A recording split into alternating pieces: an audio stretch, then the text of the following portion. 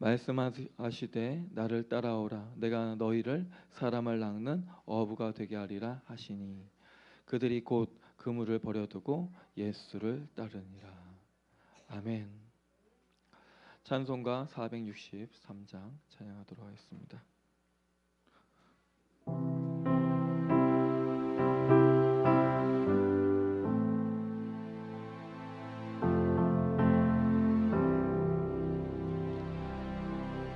신자 되기 원합니다. 진심으로 신자 되기 원합니다. 진심으로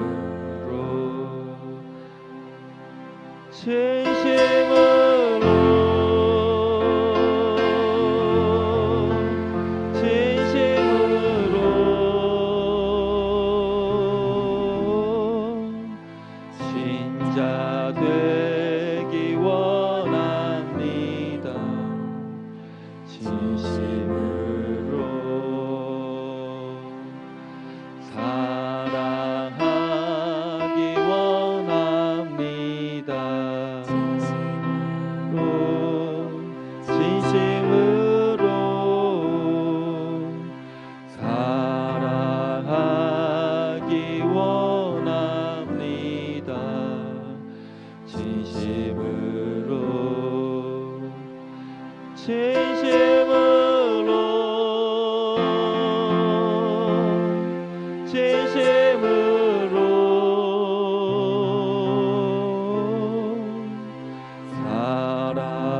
사랑하기 원합니다. 진심으로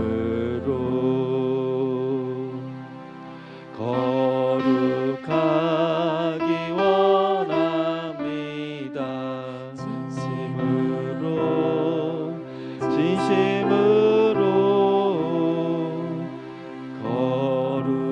거룩하기 원합니다. 진심으로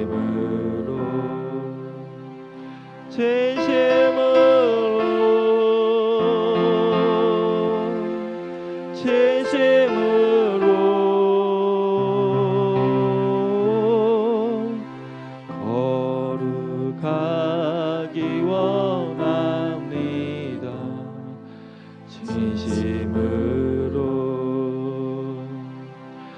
예수 닮기 원합니다. 진심으로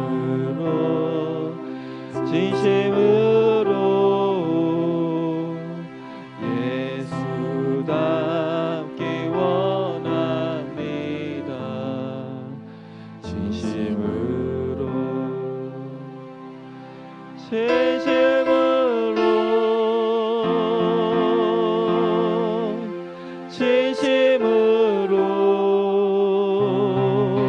진심으로 예수 닮기 원합니다.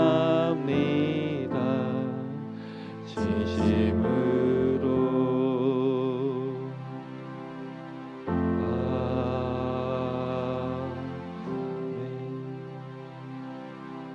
말씀을 생각하면서 주여 크게 한번 부르짖고 두 손 들고 기도하도록 하겠습니다.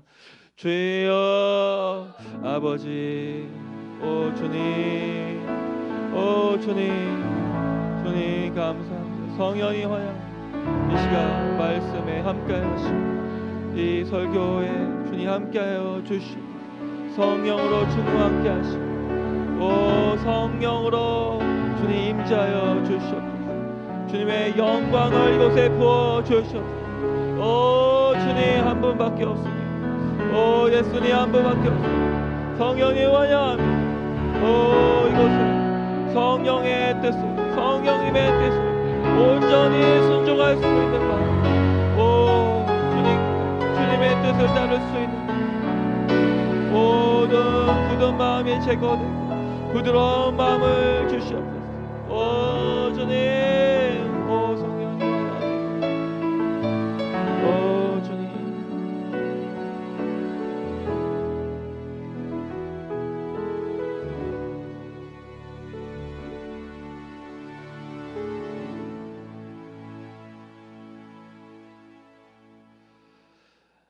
할렐루야. 오늘은 마태복음 4장 19절 말씀을 가지고 사람을 낳는 어부가 되리게 하리라는 제목으로 함께 말씀을 나누도록 하겠습니다. 예수님께서는 베드로 또 안드레를 보고 나를 따라오너라. 내가 너희를 사람을 낳는 어부가 되게 하리라. 그렇게 말씀하셨어요. 이 말씀을 들을 때 제자들은 그물을 버려두고 배를 버려두고 주님을 따랐어요. 아멘. 그래서 아버지도 친척도 배도 그물도 버리고 현재에 집중하지 않고 누구를 따라갔습니까? 바로 예수 그리스도를 따라간 것입니다. 첫째, 크게 한번 봉독하겠습니다. 예수님께서는 나를 따라오라고 말씀하셨습니다. 그래서 예수님은 나를 따라오라고 말씀하셨지, 예수님한테 우리가 예수님 저를 따라오세요 라고 말씀드리면 안 되는 것입니다. 요한복음 8장 34절에 예수님께서 이렇게 말씀하셨습니다. 진실로 진실로 너에게 이르노니 죄를 범하는 자마다 죄의 종이라. 아멘. 우리가 죄를 지면은 누구의 종이 됩니까? 죄의 종이 돼요. 그건 죄의 종, 죄를 다스리는 누구에게 따라가게 되는 것입니까? 사탄에게 따라가게 되는 것이죠. 사탄은 거짓말로 여자를 속였고 여자는 아담에게 선과 악을 알게 한 나무를 먹게 함으로 모든 인류는 사탄의 지배 속에 들어갔지요. 예수 그리스도께서 우리를 위해 십자가에 죽으심으로 말미암아 우리는 모든 죄의 값이 청산되고 우리는 자유케 된 줄 믿습니다. 대한제국은 일제 식민지로 지배를 받았습니다. 그런데 연합군이 일본의 히로시마와 나가사키에 원자폭탄을 투하함으로 1945년 8월 15일 일본으로부터 해방되었습니다. 아멘. 일본이 멸망당한 다음 소련이 한반도에 먼저 들어왔고 미국도 뒤늦게 한국에 들어왔어요. 1948년 8월 15일 대한민국이라는 정부가 세워짐으로 인해서 8월 15일이 광복절이 된 것이죠. 아멘. 죄의 종의 노릇을 하고 있는 대표적인 집단이 바로 북한이라고 할 수 있는 것입니다. 김정은이라고 하는 한 사람을 온 국민이 섬기는데 다 세뇌되어서 살아가고 있어요. 북한 밖에 있는 모든 국가의 사람들은 북한이 잘못되었다는 것을 알지만 북한 안에 있는 사람들은 북한이 잘못되었다는 것을 압니까? 모릅니까? 몰라요. 마찬가지로 죄의 종이 되면은 합법적으로 이 사단의 지배를 받게 되는 것입니다. 아멘. 로마서 6장 16절에 보면 너희 자신을 종으로 내주어 누구에게 순종하든지 그 순종함을 받는 자들의 종이 되는 줄을 너희가 알지 못하느냐. 혹은 죄의 종으로 사망에 이르고 혹은 순종의 종으로 의에 이르느니라. 23절 죄의 삭은 사망이요 하나님의 은사는 그리스도 예수 우리 주 안에 있는 영생이니라. 아멘. 우리가 순종하는 자의 종이 된다는 것이에요. 우리가 죄에 순종하면은 사단이 우리의 종이 되는 것이고, 그리고 하나님의 음성에 순종하게 되면 순종의 종으로 되어서 우리는 의의 종이 된다. 아멘. 죄의 삭은 사망이지만 하나님의 은사가 무엇입니까? 하나님의 은사라는 것은 바로 하나님이 값없이 주시는 선물이라는 것이에요. 아멘. 하나님께서 값없이 주시는 이 선물은 우리 주 예수 그리스도 안에 있는 영생이다. 아멘. 대한민국이 일본과 싸워서 이겨서 우리가 광복을 얻은 것이 아니지요. 그러나 그것이 값없이 주어졌지만 그것은 공짜가 아니에요. 수많은 미군들이 일본과 싸워서 태평양에서 죽었지요. 아멘. 아멘. 대한민국 정부가 수립되어서 대한민국에 자유가 있고 북한에는 자유가 없어요. 그런데 우리가 누리는 이 자유가 실제로 우리 성도님들 가운데 전쟁을 겪으신 분들은 거의 없으시잖아요. 맞죠? 네, 전쟁 때 나가서 싸우신 분은 아무도 없잖아요. 아멘. 그때쯤에 태어나셨지만 그러니까 우리가 누리고 있는 이 대한민국의 평화는 우리가 성취한 것이 아니고 값없이 주어진 것이죠. 그건 누리기만 하면 돼요. 믿고 누리기만 하면 되는 것입니다. 아멘. 뉴스에 보면 북한에 있는 이런 북한 사람들이 강을 건너서 아니면은 이 어떤 이렇게 휴전선을 지나서 우리나라에 건너오는 것을 볼 수가 있죠. 그런데 그들이 만약에 건너올 때 이곳에 자유가 있다고 믿어야만 건너올 수가 있는 것이죠. 아멘. 죄의 종에서 어느 종으로 가는 거예요? 의의 종으로 이동하는 것이 맞아요. 똑같아요. 아멘. 사망의 나라에서 하나님의 아들의 나라, 사랑의 나라, 자유의 나라, 평화의 나라로 이동하는 것입니다. 믿음을 가지고 우리는 누구를 향해서 갑니까? 예수 그리스도, 하나님의 나라를 향해서 가고 있다는 사실을 깨닫게 되시길 바랍니다. 예수님께서는 나를 따라오라 그렇게 말씀하셨어요. 베드로와 안드레를 보고 나를 따라오너라, 내가 사람을 낚는 어부가 되게 하겠다. 그러면 예수님은 왜 사람을 낚는 어부가 되게 하리라고 말씀하셨을까요? 빌립과 안드레 그리고 베드로는 한 동네 벳세다 사람이에요. 요한복음 1장 44절 언급되어 있어요. 이 벳세다라고 하는 말은 성전 옆에 있는 베데스다라고 하는 말과 동일한 말이에요. 이스라엘의 수도인 예루살렘은 솔로몬에 의해서 성전이 건축되었는데 유다의 마지막 왕인 이 시드기야 때 느부갓네살 왕이 쳐들어와서 주전 586년 8월 유대력으로는 아부월 9일에 이 성전을 무너뜨리고 궁전도 무너뜨리고 모든 것을 다 무너뜨려 버렸어요. 느부갓네살은 18개월 동안 포위를 하고 들어갔는데 그때 횃불과 불화살로 막 얼마나 많이 쐈는지 나중에 유적을 파보니까 그 안에 그을린 자국, 그 불탄 자국 그것들이 다 밑에 있었어요. 아멘. 불은 가옥으로 불타고 관료들의 인장, 이 도장들이 불타서 진흙불레가 되었고 이렇게 그 안에 있었던 것이에요. 그래서 불탄 가옥 사이에 그런 것들을 다 발견했어요. 예루살렘은 멸망당한 도시들이 겪는 지옥 같은 약탈을 경험했습니다. 굶주림 끝에 신열로 살갗이 불가마처럼 타올랐고 시온에서 여인들이 겁탈을 당했고 저들의 손에 고관들이 매달려 죽었어요. 그때 이 에돔 사람들은 예루살렘으로 쏟아져 들어와서 폐허 속에서 약탈을 한 것이에요. 아멘. 그러면서 조롱하면서 그런 약탈을 한 거예요. 그래서 성경에 이렇게 써져 있습니다. 딸 에돔아 기뻐하고 즐거워하라. 너희에게도 술잔이 건네지리니 너도 취하여 벌거숭이가 되리라. 시편 137편에 보면 에돔 사람들이 바벨론 사람들이 전쟁을 일으키도록 부추겼어요. 허물어라 허물어라 그 밑바닥까지 내 어린 것들을 붙잡아 바위에 내어치는 이는 복이 있으리라. 수많은 사람들이 자기 아이들을 이렇게 내어침을 당했다 이거예요. 아멘. 시드기야는 실로암 연못 근처로 빠져나가서 여리고로 도망가려고 그랬는데 누구에게 잡혔어요? 느부갓네살 왕에게 잡혔어요. 느부갓네살 왕이 시드기야 왕을 잡아서 그 앞에서 그 자녀들을 다 죽이고 눈을 뽑아버렸어요. 그리고 청동사슬로 묶어서 바벨론을 끌고 갔어요.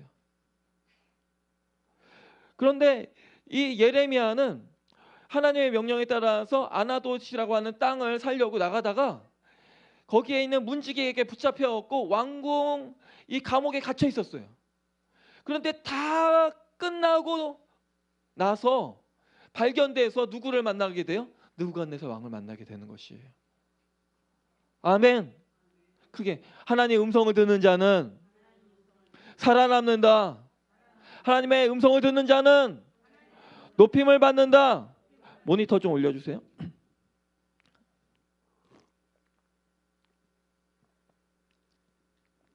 그래서 느부갓네살 앞으로 예레미야는 가게 되었고,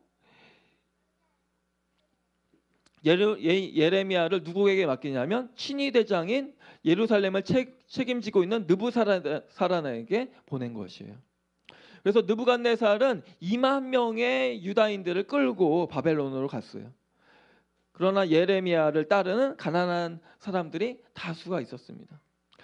한 달 뒤에 느부갓네살은 명령을 했는데 예루살렘을 말살시킬 것을 명령해요. 그래서 주님의 집과 왕궁과 예루살렘의 모든 집을 태웠고 성벽을 허물었습니다. 성전은 파괴되었고 금은 그릇은 약탈당하고 언약궤는 영원히 사라졌어요. 그래서 시편 74편에 어떻게 하냐면, 어떻게 말씀하고 있냐면 당신의 성전을 불로 태웠다 이렇게 언급하고 있습니다. 제사장들은 느부갓네살 왕 앞에서 살해됐어요. 아멘. 아멘. 네. 제사장들은 하나님의 음성을 전해야 되는데 하나님의 음성을 전하지 않고 사람 좋은 말만 한 것이에요. 그러니까 다 어떻게 돼요? 죽임당하는 것이. 티투스 장군이 주후 70년에 성전과 궁전을 뒤집어서 다 부셨던 것처럼 이 똑같은 날 아부월 9일 날 무너졌어요. 그래서 이렇게 표현되고 있습니다. 아, 황금은 어이 일이 빛을 잃고 순금은 어이 일이 변하였는가. 거룩한 돌들은 거리 모퉁이마다 흩어져 있구나. 아멘. 그 성전은 금으로 만들어졌어요. 그런데 금이 다 불살라지고. 아멘. 거리는 텅 비고 사람들이 붐비던 도성은 외로이 앉아 있어요. 유복하던 사람들은 가난해지고 맛있는 것만 먹던 아이들은 거리에서 쓰러져서 움직일 수가 없어요. 여우들은 시온의 민둥산을 뛰어다니고, 유대인들은 뭐라고 얘기하면 예루살렘은 월경하는 여인처럼 피를 흘린다고 탄식했습니다. 밤이면 울고 울어 뺨에 눈물을 그치지 않는구나. 그 모든 애인들 가운데 위로해 줄 자가 하나도 없다. 아멘. 우리나라도 이런 일을 겪었어요. 일제치하에서 한국인들 얼마나 고통을 받았습니까? 마루타로 얼마나 고통을 받았습니까? 6.25 이후에 한국인들이 얼마나 고통을 받았습니까? 초콜릿이 없어서 김미 초콜릿. 지금 그런 사람 볼 수 있습니까? 차만 있으면 막 뛰어다녔고 그렇게 받으려고 애썼어요. 그러나 지금 보십시오. 북한에 있는 고통받는 한국인들을 보십시오.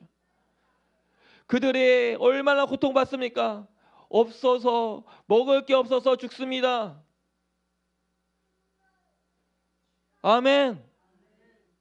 아멘. 그래서 이 말씀은 그 당시의 말씀이 아니고 지금 우리의 현실이라는 사실을 깨닫게 되시길 바랍니다. 만약 우리도 하나님의 말씀을 듣지 않는다면 이 말씀에 기록된 이스라엘 백성들처럼 멸망당하고, 그런 수많은 백성들이 겁탈당하고 아이들은 매침을 당하고, 아멘. 가난한 사람들이, 부자들이 다 가난해질 것이에요. SK 회장이라도 거지가 될 것입니다. 아멘. 그래서 우리는 주님의 말씀, 주님의 음성을 따라야 된다는 사실을 깨닫게 되시길 바랍니다. 이사야 44장 28절에 이르기를, 고레스에 대하여는 이르기를 그는 나의 목자라 나의 모든 기쁨을 성취하리라 하며, 예루살렘에 대하여 이르기를 중건되리라 하며, 성전에 대하여는 이르기를 내 기초가 세움이 되리라 하는 자리라 예언하였습니다. 이사야 45장 13절에 내가 의로 그를 일으킨지라 그의 모든 길을 곧게 하리니 그가 나의 성읍을 건축할 것이며 나의 사로잡힌 자들을 갑이나 가품 없이 놓으리라. 만군의 여호와의 말이니라. 아멘. 붙잡혀간 지 70년 만에 하나님께서 놓아주시는 것이에요. 아멘.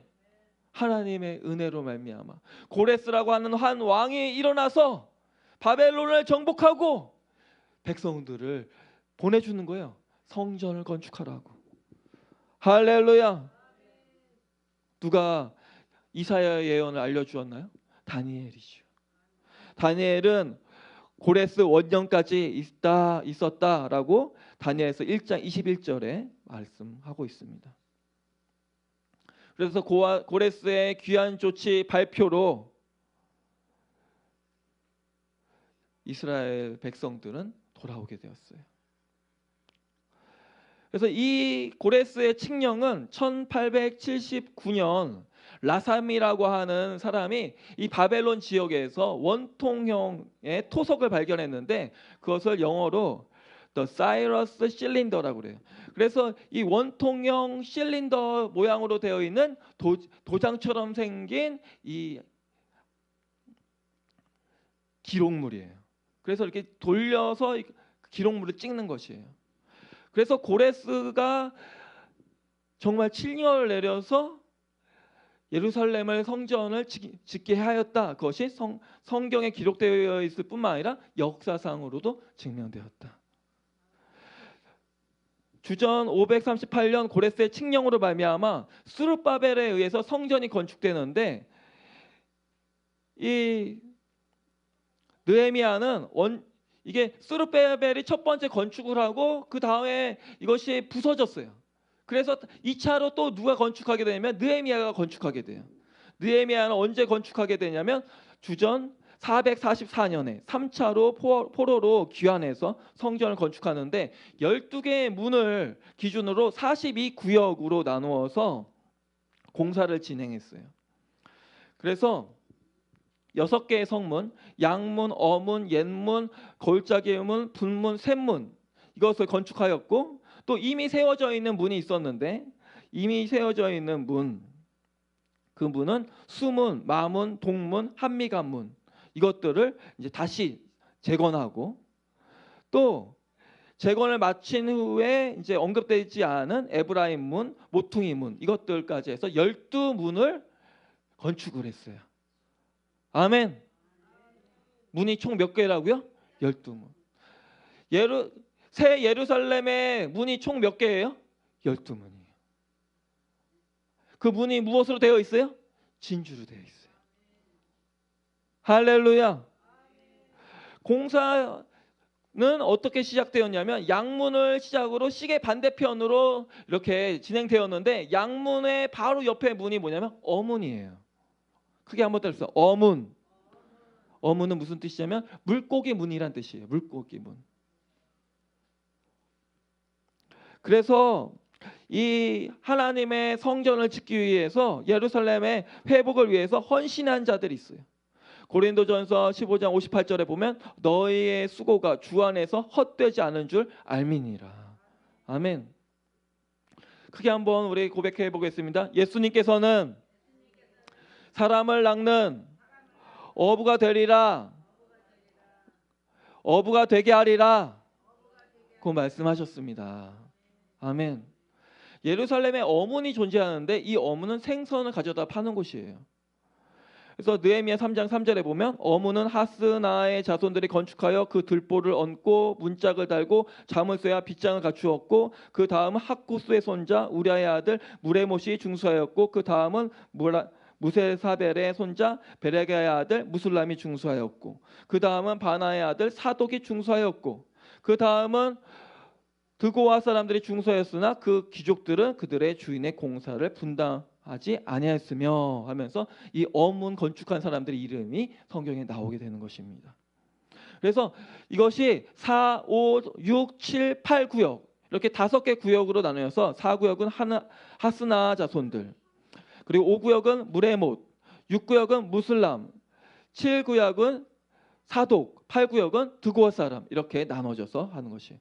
이 어문이라고 하는 히브리어 뜻은 샤르 하다김인데 물고기의 문들 물고기들의 문인데 두로 상인들이 이 문으로 들어가서 물고기를 팔았어요.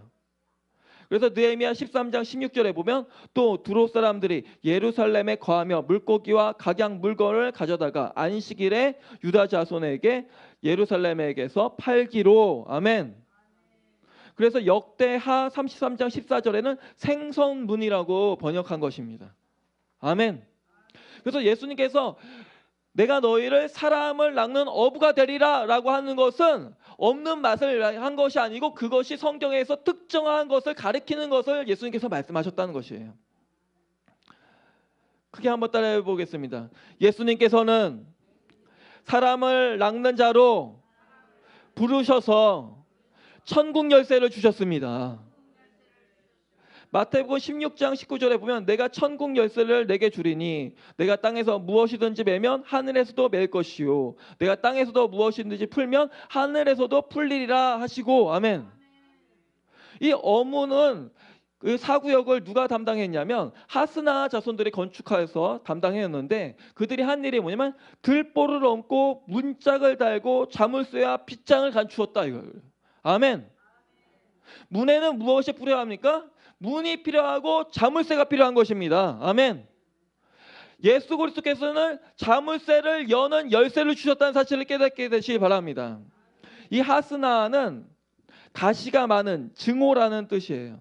이 세나라고 하는 히브리어에 하가 붙어서 더해진 것인데 이 봐봐요. 물고기는 가시가 많잖아요.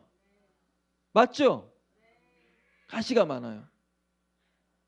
그래서 저도 물고기를 참 좋아하는데 가시가 많아요.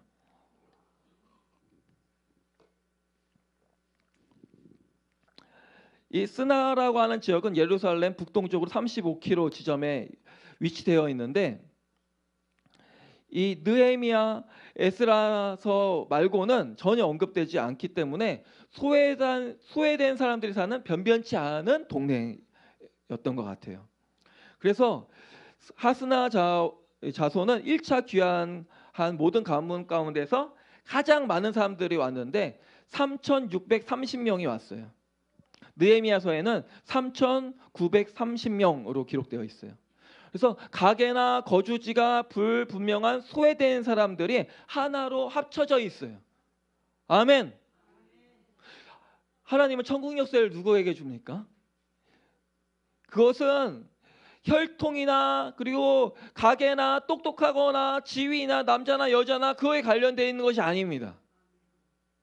크게 심령이 가난한 자, 심령이 가난한 자, 크게 심령이 가난한 자는 복이 있나니 천국이 저희 것이며.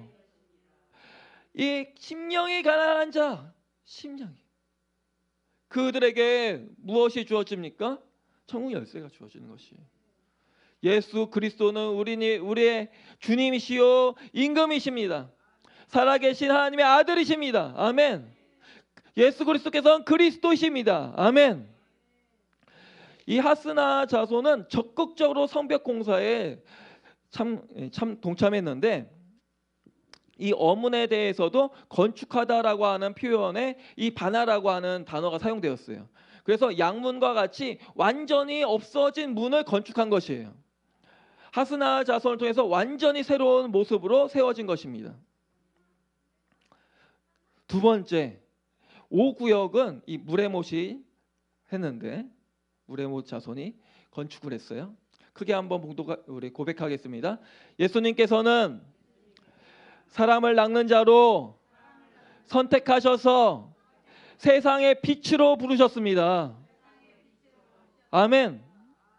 마태복음 5장 14절 보면 너희는 세상의 빛이라 산 위에 있는 동네가 숨겨지지 못할 것이요 사람이 등불을 켜서 말 아래에 두지 아니하고 등경 위에 두나니 이러므로 집안 모든 사람에게 비치느니라. 이같이 너희 빛이 사람 앞에 비치게 하여 그들로 너희 착한 행실을 보고 하늘에 계신 너희 아버지께 영광을 돌리게 하라. 아멘. 나는 세상의 빛입니다. 이 5구역은 학고스의 손자 우리아의 아들 무레못이 담당하였는데 이 학고스의 손자 우리아의 아들 무레못은 이 느헤미야 3장 4절에도 이야기하고 있어요. 이 무레못이라고 하는 단어는 메레모트라고 하는 단어로 높음이라고 하는 뜻이에요. 높음. 근데 이분들의 이름이 신기해요. 첫 번째 우리아라고 하는 것은 다윗이 빼앗았던 밧세바의 남편 이름이 우리아예요. 근데 이 뜻이 뭐냐면 여호와께서 빛을 비추시다라는 것이에요. 우르는 빛이고, 그리고 우르라고 하면은 이게 수동형이라서 빛을 비추다는 거예요. 아멘. 하나님께서 우리를 무엇으로 부르셨습니까? 세상의 빛으로 부르셨다. 아멘. 이 하코스는 이 코츠라고 하는 단어가 무슨 뜻이냐면 가시덤불이라고 하는 뜻이에요. 창세기 3장 18절에 보면 땅이 내게 가시덤불과 엉겅퀴를 낼 것이니 내가 먹을 것은 밭의 채소인즉, 이렇게 되어 있는데 땅 아다마에서부터 가시덤불이 난다라고 했는데 그것이 코츠예요. 이 아다마라고 하는 것은 그녀의 아담이라고 해서 메시아를 가리키는 단어로 사용돼요. 아멘. 그래서 예수 그리스도로부터 무엇이 나면 코치가 나는데 그 코치가 뭐예요? 대제사장이라는 거예요. 할렐루야. 할렐루야. 네. 그래서 이 무레못이라고 하는 단어는 뭐냐면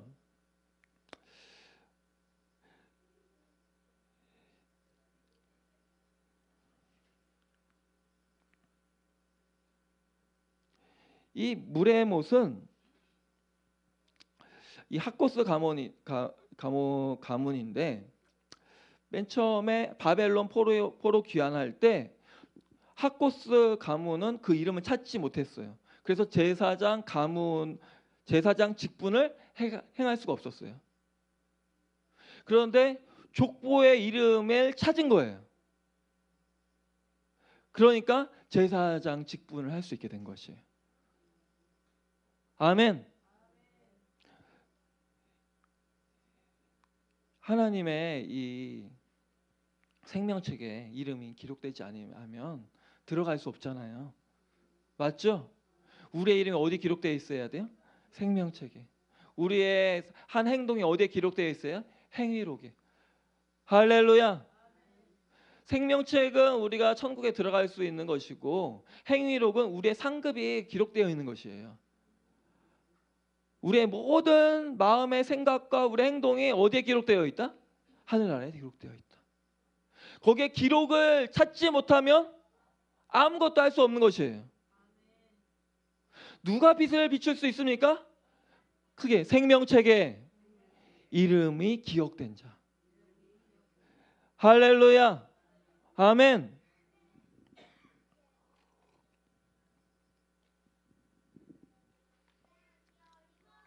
이 무레못은 어떠한 사람이었습니까?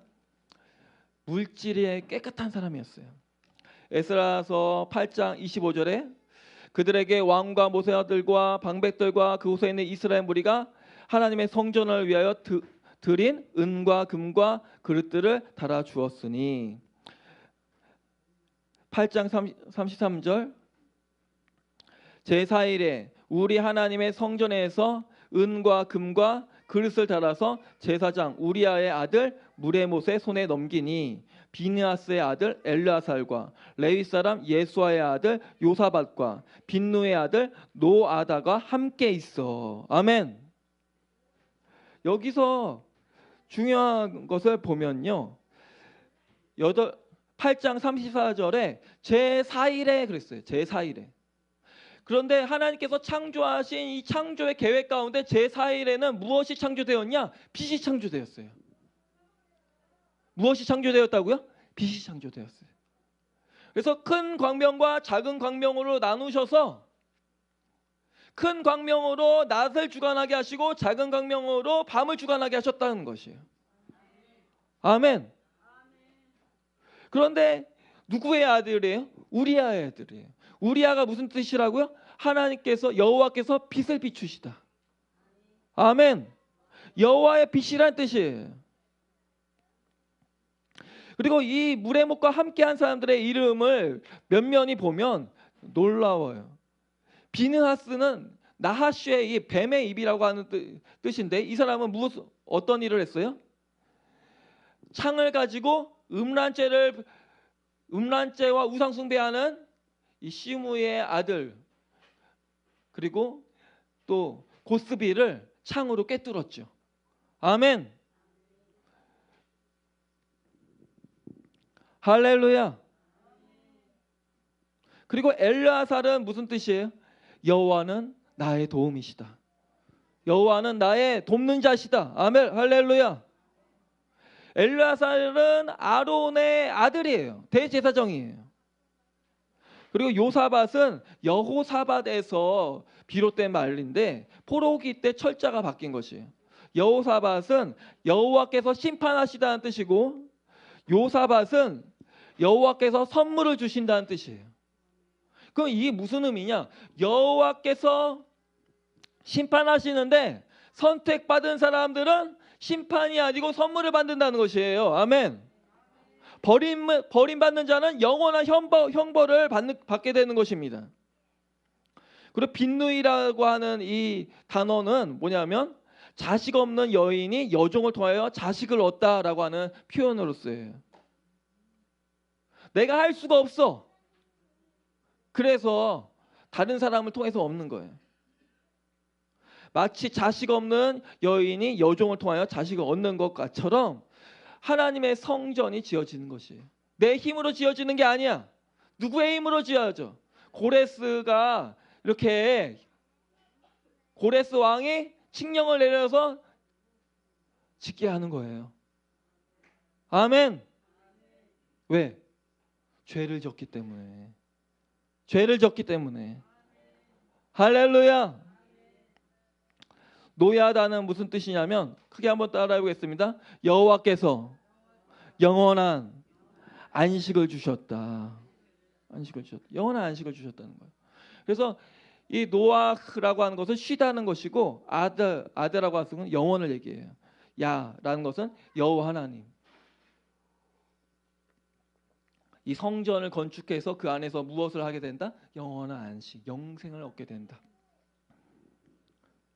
근데 이 물의 못이라고 하는 이 단어가 여러 가지로 쓰이는데, 물의 못이라고 하는 단어는 아까 높은 곳을 얘기하기도 했지만, 기만, 사기, 속임, 허위, 배반, 반역으로도 쓰여요. 이 라마라고 하는 단어에서 파생된 단어인데, 이것은 속이다, 배신하다 이런 뜻을 가지고 있어요. 그 이 라마는 성경에서도 베냐민의 한 성읍, 또 에브라임 산지의 사무엘의 고향이 라마고, 또 라마다임, 라마사람, 납달리의 성읍, 길르앗 지파의 성읍, 이렇게 시므온 지파의 성읍을 라마로 기록하고 있어요. 근데 이 라마가 리마로 쓰이면은 뭐라고 표현되어 있냐면, 벌레, 구더기라고 써 있어요. 이 구더기가 어디 나오냐면 이사야 14장 11절에 표현되어 있어요. 한번 읽어보도록 하겠습니다. 내 영화가 수올에 떨어졌으며 내 비파 소리까지로다. 구더기가 내 아래에 깔리며 지렁이가 너를 덮었도다. 12절. 너 아침의 아들 계명성이여 어찌 그리 하늘에서 떨어졌으며 너 열국을 엎은 자여 어찌 그리 땅에서 찍혔는고. 아멘. 이 라마라고 하는 단어, 이 물의 못이라고 하는 단어는 두 가지 뜻을 가지고 있다는 거예요. 첫 번째 뜻은 높아진다라는 거예요. 높아진다. 두 번째 뜻은 뭐냐면 이 배반하다, 배신하다라는 뜻이에요. 교만이라고 하는 뜻이에요. 아멘. 하나님 앞에서, 성전에서 하나님 맡은 직분 안에서 겸손한 사람은 하나님께서 높이셔. 그러나 하나님 앞에서 교만한 사람은 어떻게 해요? 하나님께서 찍어버린다 이거예요. 아멘. 예루살렘 성전이 금으로 만들어졌어요. 은은 허다했어요. 그런데 어떻게 됐어요? 하나님께서 부셔버렸어요. 하나님의 성전에 관심이 있어요, 없어요?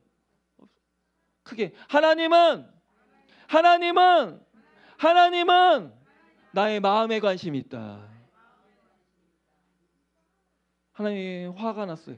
성전 문을 닫아버려라 그랬어요. 하나님이 직접 사람들을 불러들여서 다 부셔버리는 거예요. 아멘. 여러분, 한 번 부셨는데 두 번 못 부십니까? 한 번 부셨는데 두 번 못 부셔요? 예수님 죽으셔서 두 번째 멸망당했잖아요. 2000년간 성전이 없고요. 지금 성전이 없어요. 아멘. 하나님께서 성전을 못 짓게 그 자리를 완전히 폐허로 만들어 버렸어요. 거기에 뭐가 서져 있어요? 이슬람 성전이 서져 있어요. 아멘. 여러분, 우리가 물질적인 것으로 하나님을 농락하면 안 되는 것입니다. 하나님은 사람에게 모욕을 당하지 않습니다. 하나님은 사람에게 업신여김을 당하지 않습니다.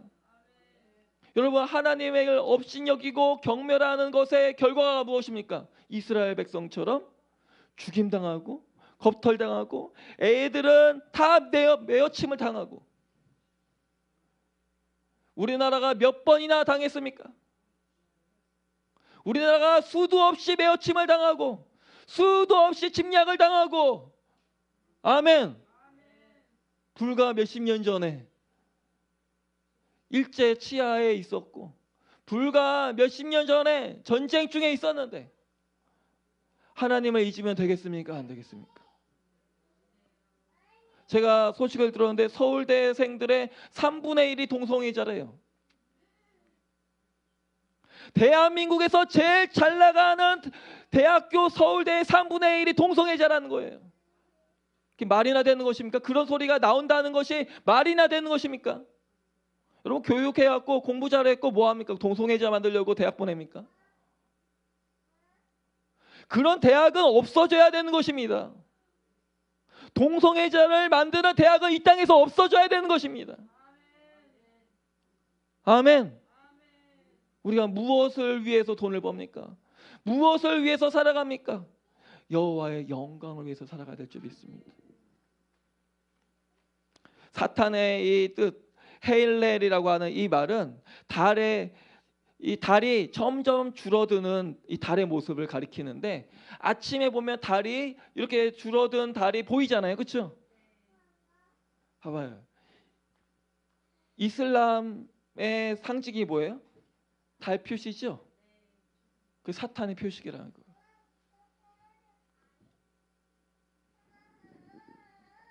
그래서 이것을 찬양하다에서 나온 단어인데 헤일렐, 루시퍼라고 하는 이 계명성이란 뜻. 그런데 이것이 포엘 영어로 하면 어리석다, 수치를 받다, 어리석어 보이다 이런 것이.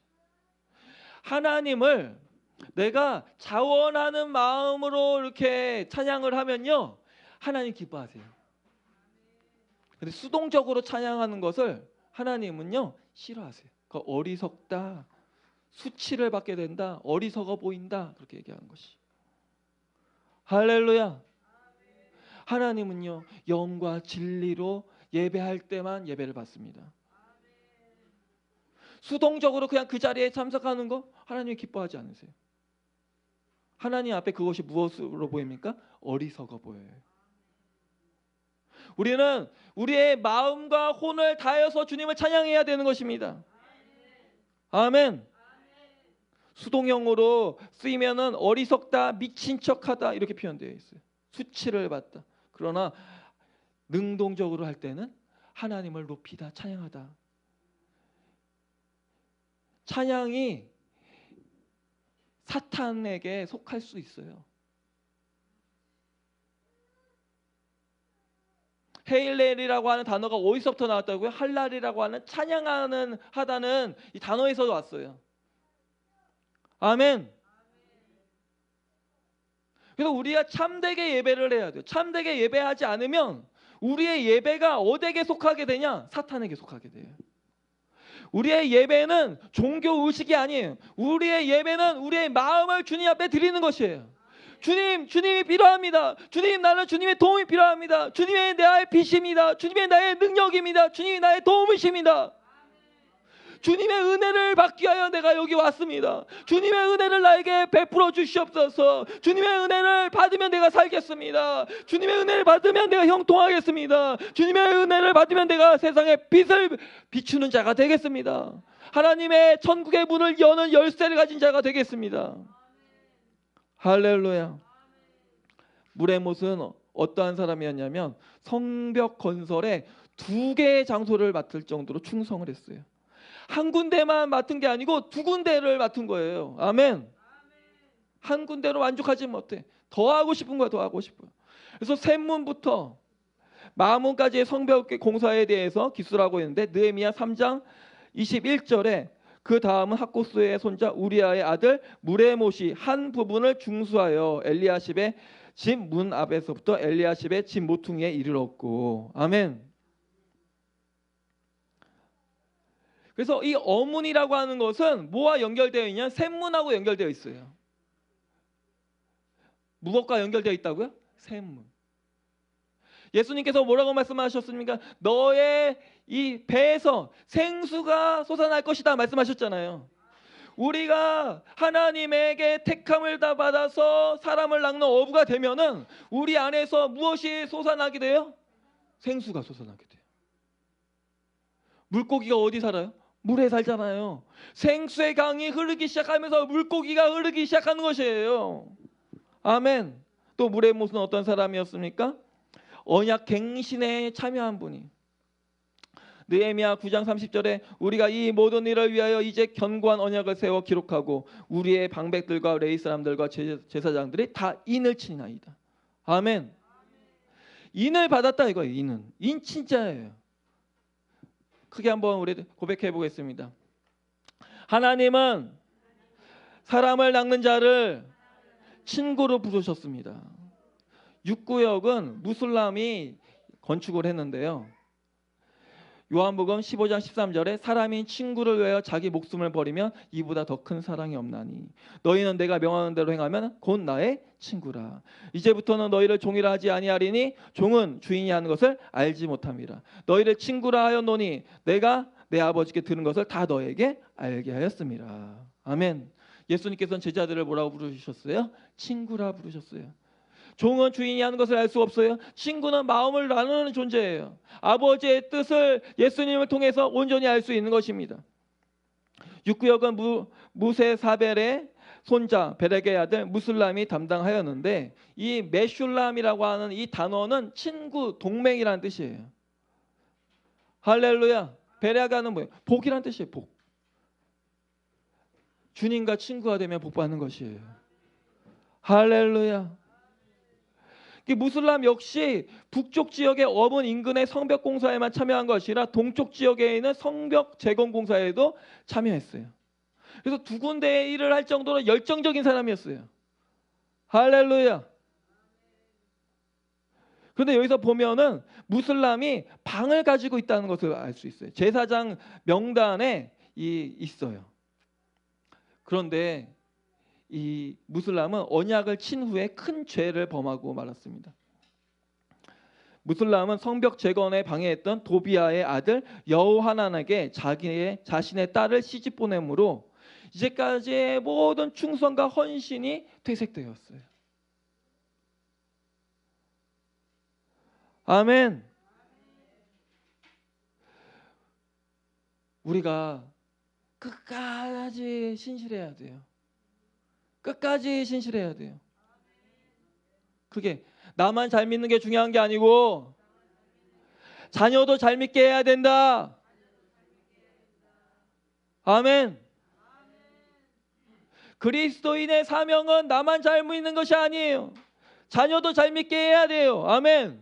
우리의 가정을 책임져야 돼요. 이 사회를 책임져야 돼요. 할렐루야. 예수 그리스도께서는 자신의 가족을 위해서 죽은 것이 아니고 친구를 위해서 죽었다 이거예요. 예수님보다 더 큰 사랑이 없어요. 할렐루야. 아멘. 자, 크게 또 봉독해 보도록 하겠습니다. 예수님께서는 사람을 낚는 어부로 선택하여 인을 치셨습니다. 아멘. 디모데 후서 2장 19절 보면 그러나 하나님의 견고한 터는 섰으니 인침이 있어 일러스되 주께서 자기 백성을 아신다 하며 또 주의 이름을 부르는 자마다 불의에서 떠날지라 하였느니라.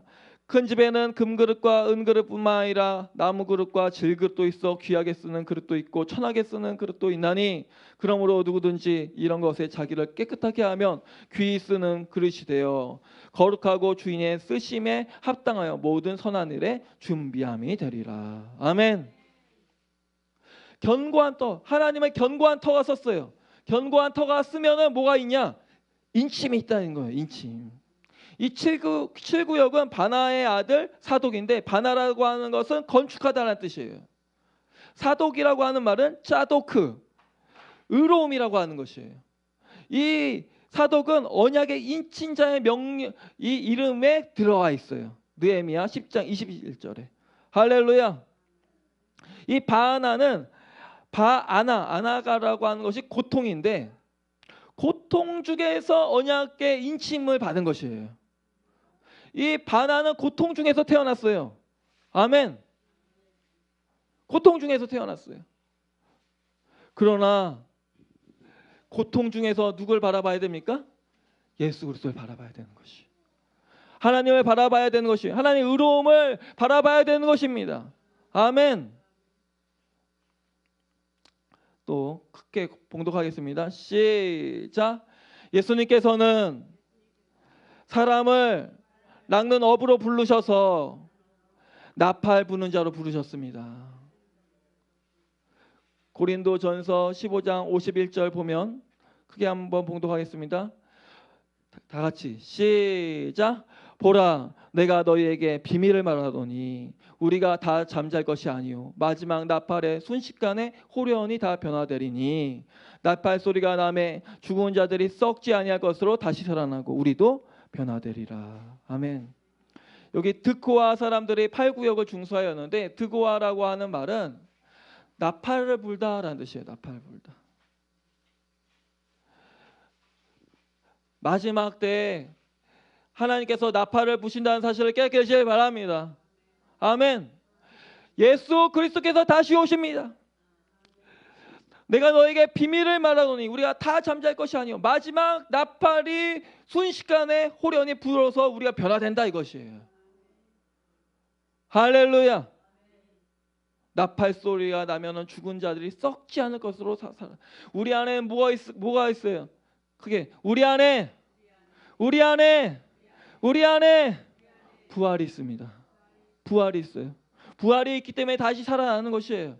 부활에 참여한 자가 되어야 될 줄 믿습니다.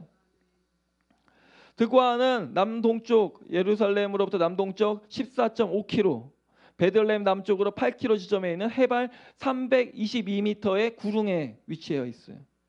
그런데 드고아 사람들이 성벽을 건축할 때 그 귀족들 상류층은 참여하지 않았어요. 아멘. 귀족들은 세상의 기준으로 보면 큰 자일 줄 몰라도 하나님의 기준에 보면은 그 사람들은 아무것도 하지 않은 작은 자예요. 그러나 성벽 공사에 참여한 사람은 누구였냐? 평민들이었어요. 평민들. 세상의 기준으로 보면 돈도 없고 백도 없고 아무것도 없는 것이었지만 믿음의 기준으로는 하나님의 일에 앞장선 자가 되었다는 것이에요. 아멘. 드고아 사람들은 네어민 큰 망대와 오펠 성벽을 중수하는 일에도 참여했어요. 귀족들은 수수방관했어요. 그러나 평민들은 두 군데나 건축할 정도로 열심이었다 이거예요. 아멘. 아멘. 로마서 12장 11절 보면 부지런하여 게으르지 말고 열심을 품고 주를 섬기라. 열심을 품고 주를 섬기는 것이 귀한 것입니다. 행복한 것입니다. 할렐루야. 그러면 이것은 무슨 뜻을 가지고 있습니까? 어문이라고 하는 것은 물고기들의 문이에요. 물고기들은 영적으로 구원받아야 할 성도들을 가리키고 예수님께서 제자들 부르실 때 나를 따라오너라 내가 너희를 사람을 낚는 어부가 되게 하리라고 말씀하셨어요. 초대교회인들 그 성도들은 그리스도인이라고 하는 사실을 나타낼 때 물고기를 그렸다 이거예요. 물고기는 예수 그리스도 하나님의 아들 구세주라고 하는 예수 크리스토스 휘오 테우 휘오스 소테르, 이 앞글자만 뗀 것이에요. 예수님이 나의 구세주고 예수님의 임금이시고 예수님이 하나님의 아들이라는 것을 고백한 것이에요. 할렐루야. 그곳에 무엇이 있으니까 천국 열쇠가 있고, 할렐루야. 그곳에 세상의 빛이 거기에 있고, 할렐루야. 인침이 거기에 있고, 할렐루야. 나팔붐이 거기에 있다 이것입니다. 예수님 우리를 무엇으로 선택하셨어요? 친구로 선택하셨어요. 그래서 구원받은 성도가 반드시 들어가야 할 구원의 문이 바로 어문이라는 것입니다.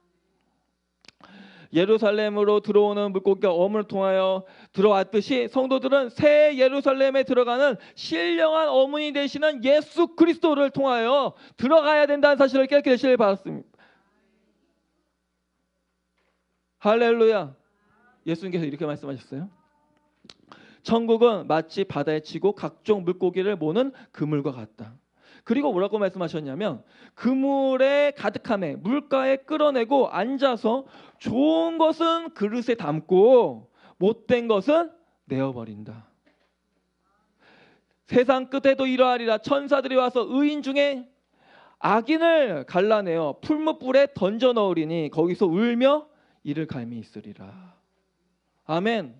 그물로 비유된 교회 안에는 많은 교인들이 있어요. 그러나 세상 끝에 이 교인들이 다 구원받는 것이 아니에요. 의인 중에 의인, 좋은 물고기는 구원받는 것이고 의인 중에 악인, 못된 물고기는 버려지게 되는 것이에요.